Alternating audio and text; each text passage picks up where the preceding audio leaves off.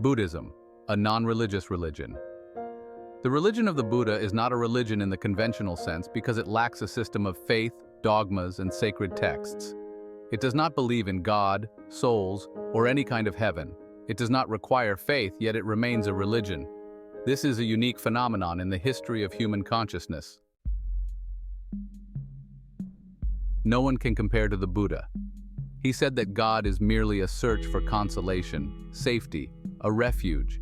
He said that God is merely a search for consolation, safety, a refuge.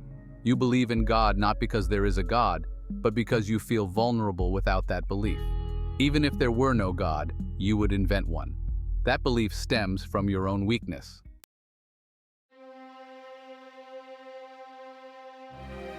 It is a projection. Humanity feels limited, powerless, as though victims of circumstance because they do not know where they come from, where they are going, and why they are here. Without God, it is difficult for ordinary people to find meaning in life. They would become chaotic in the absence of God.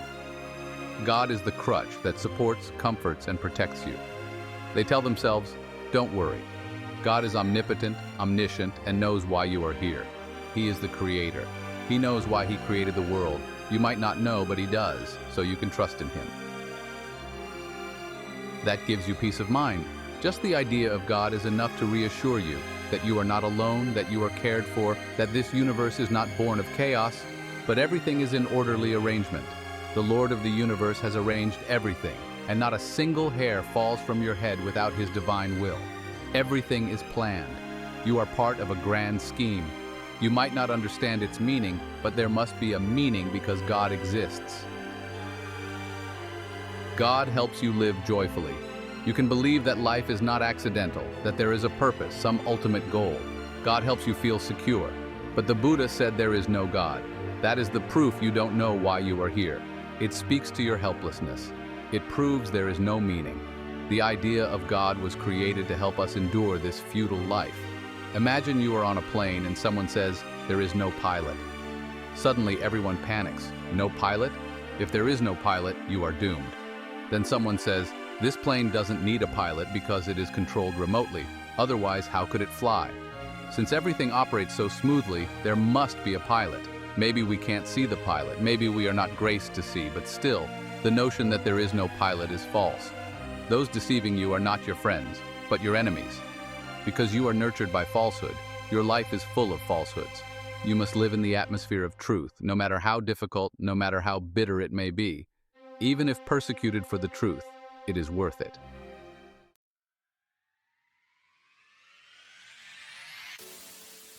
Chapter 1. Be more aware, be more awake, be more courageous. The Buddha stated that the religions of humans are human creations. You are governed by external circumstances. You need to accept the truth at all costs without trying to cover it up, polish it, or distort it to suit your preferences. If it disturbs or disrupts you, be ready to face the consequences. If it wounds your ego, be prepared to die from that wound. If you are destroyed by the truth, be ready to be destroyed. The Buddha was dispassionate, yet he opened an immensely profound door that no one else has succeeded in doing. He allowed no room for your ambitions. He said, "Be more aware, be more awake, be more courageous. Do not hide behind any beliefs, doctrines, or theories. Take responsibility for yourself.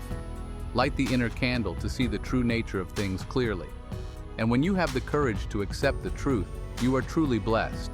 This is the Buddha's first teaching. He taught that all systems of belief are harmful, all faiths are barriers. He was neither theistic nor atheistic because, as he said, some believe in God, others do not, but both hold beliefs. He didn't believe in God, but he rejected the viewpoints of those who were atheistic. He said their denial of God was like a mosquito biting an elephant's foot. If you are immature, you will find another idol to replace God.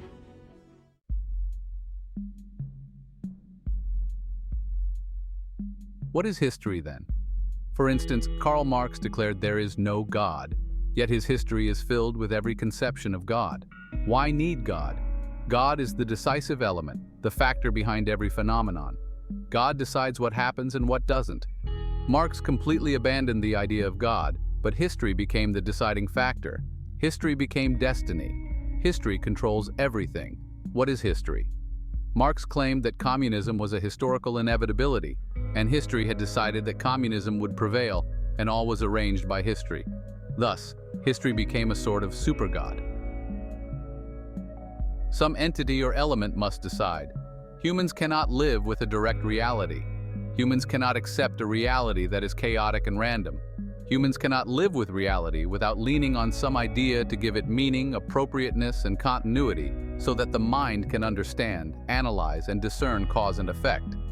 Freud completely abandoned the idea of God, yet the unconscious became God.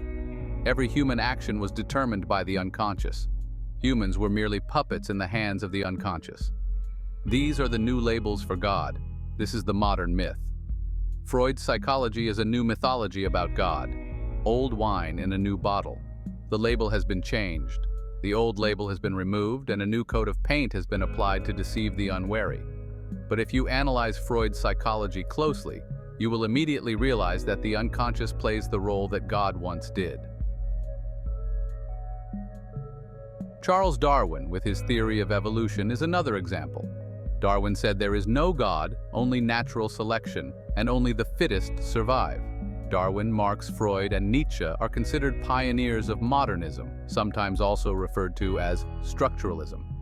Nietzsche did not propose a theory to replace God, but he demonstrated that God, truth, are arbitrary ideas that change according to time and place.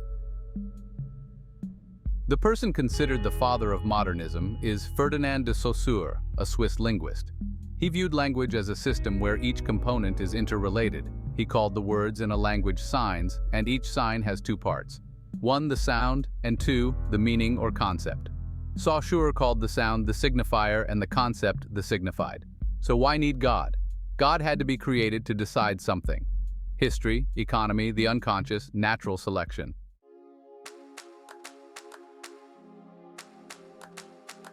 Chapter 2.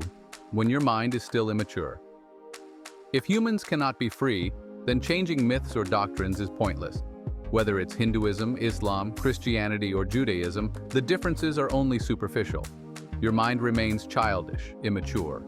You continuously seek the image of a father figure or someone who can explain everything, who can provide the ultimate answers. According to Jacques Derrida, the father of the philosophical school of deconstruction, Derrida argues that the entire Western metaphysics, from Plato to today, is a futile attempt to find a logos, called the transcendental signified, that could answer all human queries. But Derrida believes that each time we seek a signified, we discover it is just another signifier pointing to another signified. And if we follow that trail to find that signified, it turns out to be another signifier. Thus, the meaning is always deferred, meaning there can never be one ultimate answer. For further reading, see Louis Markos, Jim Powell, Deconstruction for Beginners, Glenn Ward, Teach Yourself Postmodernism. The Buddha said, "I am not a metaphysician. A mature soul does not seek whether there are ultimate answers or not." That's why the Buddha said, "I am not a metaphysician." He had no metaphysics. Metaphysics means the ultimate answer to all queries. He never said, "I have explained that mystery." He never said, "Here I have revealed the truth to you." He said, "The only thing I can do is encourage you, make you desire, help you become alert, aware, alive, so that you live your life fully conscious, filled with light and wakefulness, to the point where all questions dissolve." It's not that you will find one ultimate answer to life. No one has done that. The Buddha utterly rejected metaphysics. He said metaphysics is just a futile search. He said, "Your heaven is merely your unfulfilled desires, your unachieved instincts, which you project onto an invisible realm, onto an afterlife." In this regard, he was absolutely right. If you were to describe the heavens of Islam, Christianity, Judaism, you would understand why he said so. What is unfulfilled in this life, you project onto the next.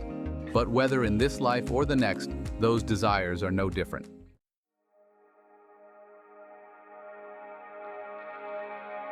Dukkha, who is ever satisfied in life? Indians talk about wish-fulfilling trees, called kalpavriksha. If you sit under one, whatever you wish will happen immediately. The West recently invented instant coffee. India invented the wish-fulfilling tree thousands of years ago and everyone believed. Sit under it and whatever you wish you receive. Dream of a fairy, she appears. Want delicacies? they're yours. Nothing is impossible. Just a cursory analysis shows how few are satisfied in life, and everyone spends their life trying to fulfill their desires. Yet how many are content with what they achieve? So they project those desires into the future. Desire by its very nature is insatiable, whether now or in the future. The Buddha said, "The nature of desire is to be unsatisfiable. No matter what you do, you will not be satisfied. That's the intrinsic nature of desire. Desire cannot be fulfilled. Even sitting under a magical tree won't satisfy you. Often you satisfy the things you dream of, but then you dream of something else. The cycle just continues endlessly. The heavens of Christianity, Islam, Judaism, and Hinduism are just projected desires, unfulfilled wishes, disappointed dreams. Of course, they console many. If not satisfied here, you will be in heaven. Sooner or later, you will return to God. The only requirement is that you pray and believe in Him. Fear God, then your reward later will be immense. The reward, of course, must wait until the afterlife because the deceitful clergy can't fool you in this life. They know desires are insatiable, so they invented the afterlife. No one knows anything about the afterlife, so it's very easy to be deceived. If someone told you God will fulfill your desires right now, right here, it would be hard to prove because no one has ever been satisfied right now, right here. Then God would be unmasked, so they had to invent a very cunning plan. They say, it will happen after this life. Why can't your omnipotent God satisfy your desires right now? Why can't your God create a magical tree right here on earth? Why can't your God do anything while people are still alive? If He can't do anything now, what guarantee is there that He will be able to do something in the afterlife?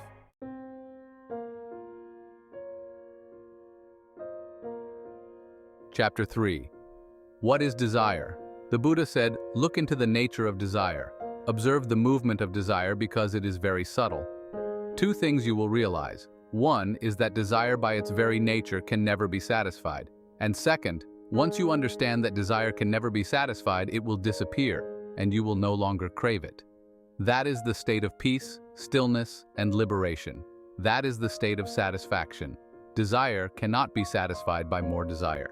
It can only be satisfied by transcending satisfaction. Desire is a golden opportunity to understand the workings of the mind, how it operates along with its mechanisms. And when you understand that, there will be transformation. Desire will vanish without a trace. And when there is no more desire, no more demands, you will be satisfied. Not that desire is satisfied, but when you transcend all desires, satisfaction naturally occurs. Desire changes with time and circumstances. Religion says, desire can be satisfied in heaven. Capitalists say, desire can be satisfied in this life. Materialists say, desire can be satisfied here. Just change the social structure, just overthrow the capitalists so the proletariat can lead. The capitalists must be destroyed. Then desires will be satisfied here. Heaven can be established right on this earth. Capitalism says, you can be fulfilled if you strive hard. The West is currently doing this. Fight, snatch, win by any means. Earn more wealth, more power. This is what politicians everywhere are doing. If you want happiness, the economy must grow, productivity must increase. That's what scientists say. They claim just a little more technology and heaven will be established. And what does your religion say? They say nothing different. They say, desire can be satisfied, but not in this life, in the afterlife. That's a very minor difference between materialists and hypocrites. For the Buddha, both are materialists. And for me, both are also materialists. The hypocrites and the atheists are birds of a feather. There is no difference at all. Their attitudes and approaches are exactly the same. The Buddha said, desire cannot be satisfied. He is holy in that sense. You must understand the nature of desire. It cannot be satisfied here or anywhere else. That has not happened and cannot happen because it contradicts the very essence of desire. What is desire? Have you ever observed your greedy mind? Have you reflected on it? Pause. 2. S. You want to buy a house, so you work hard for it. You sacrifice your whole life for it. Are you satisfied once you have the house? Once you have it, suddenly you need many other things. Then you want a bigger house. You want to be loved, and when you are loved, you want someone else. That is the nature of desire. It is always ahead of you. Desire belongs to the future. Desire is a hope. Desire can never be satisfied because its nature is a projection into the future. It always lies just over the horizon that you cannot chase. Each time you move forward, it recedes. and the distance between it and you does not change. When you have 10,000, you will want 20,000. When you have 20,000, you will want 40,000. The gap does not change. Regardless of what you have, desire always hovers ahead. The Buddha said, "Abandon hope, eliminate desire." When there is no more hope and desire, you are thrown back into the present. When you no longer desire anything, you will be satisfied, because you are no longer deceived by desire. So when the Buddha says there is no difference between the hypocrites and the materialists, and he infuriated the Brahmins, they had never been so enraged before. They tried to eradicate his teaching in India and they succeeded. Buddhism emerged in India but vanished from India because Hinduism is one of the most materialistic religions in the world. Open the Vedas and you will see prayers, rituals, sacrifices, all asking from one god to another. Every ritual comes from desire. Grant us more, even more. Give us a good harvest, favorable winds, successful work, abundant health, a long life. The Vedas are essentially just magnified desires and sometimes quite malevolent. They contain not only supplications but also curses towards enemies, such as, "May my cows be plentiful in milk, and may that wretch's cows die or yield no milk." What kind of religion is this? It's even absurd to call it a religion. If this is the righteous path, what then is the wrong one? Buddha studied with many spiritual teachers while seeking enlightenment, but each time he left empty-handed because he knew none understood the nature of desire. These same individuals also harbored plenty of desires. Of course, their desires were projected far into the future, into the next life, but the object of desire was the same. The only difference was the timeline. Some desired things in this life, others desired things pertaining to the afterlife. But what's the difference? There is none. Their desires are the same. Desire is desire. Buddha studied with many spiritual teachers, but each time he was disappointed. He never met a truly holy person, only hypocrites. These were people who tortured themselves. Some fasted for months, others stood for years, some never slept, and they became living skeletons. You wouldn't call them hypocrites or ordinary people. But if you looked into their minds and asked, why the fasting? Why the extreme effort? They would reply that it was to ascend to heaven, to reach paradise, to receive eternal rewards after death. That is desire. They all spoke alike. Everything is impermanent. This life is just an illusion. Whatever you gain, eventually death takes it all. So why strive? This life will not last forever. Therefore, we seek what is eternal, immortal. We want absolute satisfaction. Only fools seek glory and riches in this life because in the end you end up with nothing. You work hard, but what can you take with you when you die? We seek a treasure that we can take with us, which will not perish, that even death cannot steal. Would you call these people holy? They seem worse than ordinary people. They are more materialistic than the materialists. Of course, they cleverly disguise their greed. Their greed appears transcendent, but it's very deceitful. It's like sticking flowers on a pile of dung. The dung is still dung. The flowers only deceive the foolish.